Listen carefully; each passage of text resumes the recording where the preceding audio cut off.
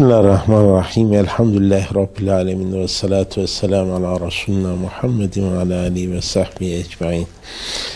Şehit Kamil Antep için bir sembol, bir isim. Yani bu sembol oluşunun sebepleri var, birçok sebepleri var.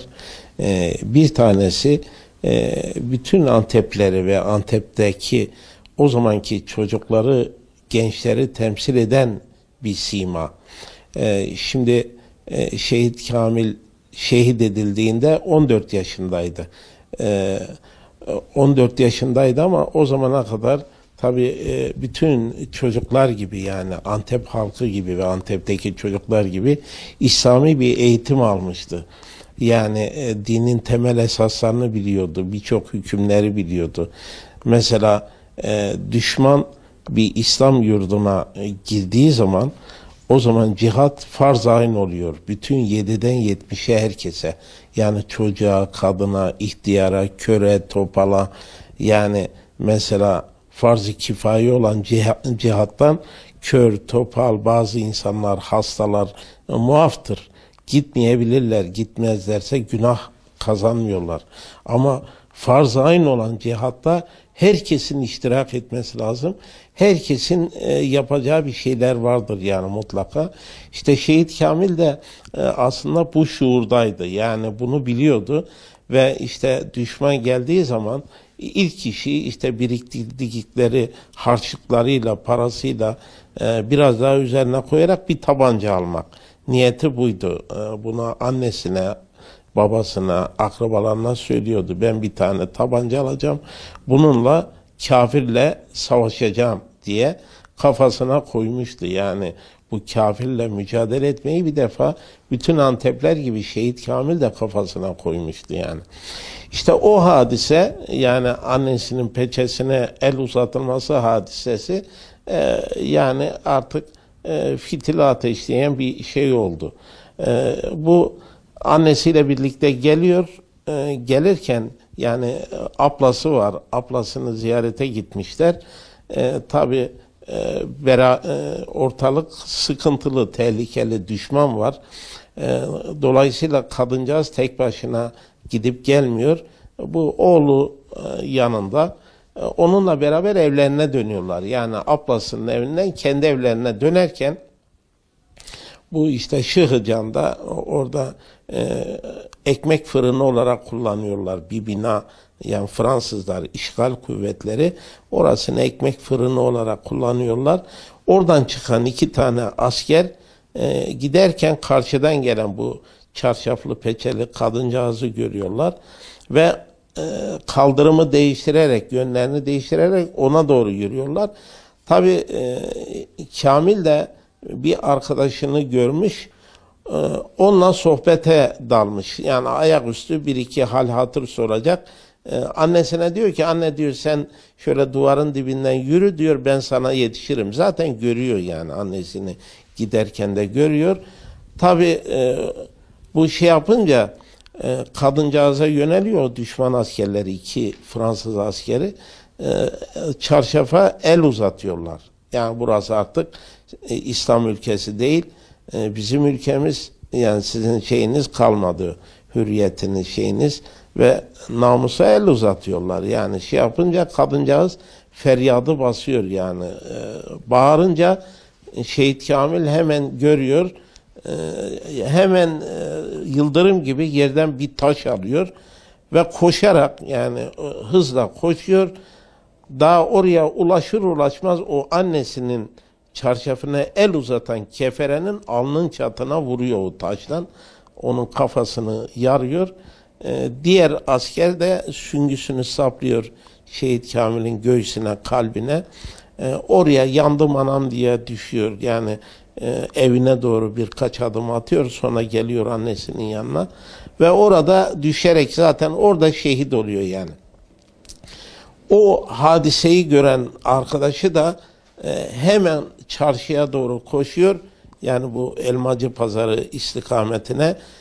Ey ümmet-i Muhammed, yetişin, işte anamızın, bacımızın çarşafına el uzatıldı, namusuna el uzatıldı, yetişin diyor. Yani bu sesi duyan işte oradaki esnaf, yani kimi eline sopa geçiren sopa, ondan sonra işte kasapsa zırh, ondan sonra veya bıçak, ondan sonra eline ne geçirirse onu kaparak koşuyor yani o askerlerin üstüne doğru, şeye doğru. Yani silah mı varmış, karşısındakinin makinalı mı varmış, top mu varmış, bunu düşünmüyor yani insanlarımız. Tabi askerler bunun, halkın geldiğini görünce korku içerisinde koşarak o fırına giriyorlar, şeye giriyorlar. Tabi hemen bu işgal kuvvetleri komutanına haber veriliyor, şey yapılıyor. Ondan sonra şey yapıyorlar, geliyorlar askerler, işte makinalıyı doğrultuyorlar falan. Fakat halk gittikçe kalabalıklaşıyor. Yani dinlemeyecek yani. Tabii yani Antep halkı bir Cemiyet-i İslamiye Teşkilatı kurmuş. Yani altyapısını yapmış. Yani bu kafirle mücadele edecek. Yani çünkü İslamiyet'te esir olmak yok. Kafirin hakimiyetini kabul etmek yok. Yani Allah'ın hükmünden başka bir hükmü kabullenmek yok. Dolayısıyla bunları def edecekler yani yurdumuzdan. Enteresandır, acayip bir tevafuktur. 21 Ocak 1920'de oluyor bu Şehit Kamil hadisesi. Aynı gün daha hiçbirbirinden habersiz Maraş'ta da kurtuluş mücadelesi başlıyor. Savaş başlıyor. Yani 22 gün devam edecek oradaki savaş. Bizdeki 11 aya yakın sürdü Antep mücadelesi. Fakat Maraş'ta 22 ayda bitti ya, 22 günde bitti o mücadele. Aynı gün oluyor yani hadise. Orada ilk kurşunun patlamasıyla bizim burada hadisenin olması. Yani bu Şehit Kamil hadisesi ne oldu? Yani Antep mücadele edecekti zaten ama bu mücadeleyi biraz öne çekmiş oldu. Yani o İstiklal mücadelesi fitilini ateşleyen bir hadise oldu. Tabii o şeyden sonra ertesi günü cenaze namazı kılınıyor. Bütün Antep halkı iştirak ediyor. Yani muazzam bir cemaat iştirak ediyor. Orada protesto ediyorlar, şey yapıyorlar. İşte Ermenileri, Fransızlara karşı sizi burada durdurmayacağız. Yani def edeceğiz diye gözdağı veriyor yani şehir halkı. Tabii Fransız kumandanı bakıyor ki pabuç pahalı, neticenin nereye gideceğini görüyor ve Şehit Kamil'in babasını çağırıyor. İşte diyor ki senin diyor çocuğun ağırlığınca altın verelim. Kaç kilo geliyorsa o kadar sana altın verelim. Yok diyor, istersen bana diyor Fransa'yı verin. Ben diyor bunu kabul etmem. Aramıza artık kan girdi. Oğlumu şehit ettiniz. Bir de benim namusuma el uzattınız. Dolayısıyla bunu artık kılıç temizler, silah temizler diyor ve sizinle bir mücadelemiz var diyor. Yani sizin paranızı da istemem, pulunuzu da istemem, şehrimizden defolun gidin diyor yani Şehit Kamil'in babası. Tamam, böyle bir hadise oldu, bitti. Günümüzdeki durum ne? Yani bir kurtuluş savaşı verdik ama yani kurtulduk mu? Asıl düşünülmesi gereken nokta bu. Yani şimdi o hale getirildi ki işte çarşafa el uzattı diye, mesela peçeye el uzattı diye bir Antep halkı, bir Maraş halkı galeyana geliyor, savaş veriyor. Şimdi çarşaflı hanımlara saldırı düzenleniyor bizim ülkemizde. Yani bunu yapan Fransızlar değil, dışarıdan gelen Fransızlar değil.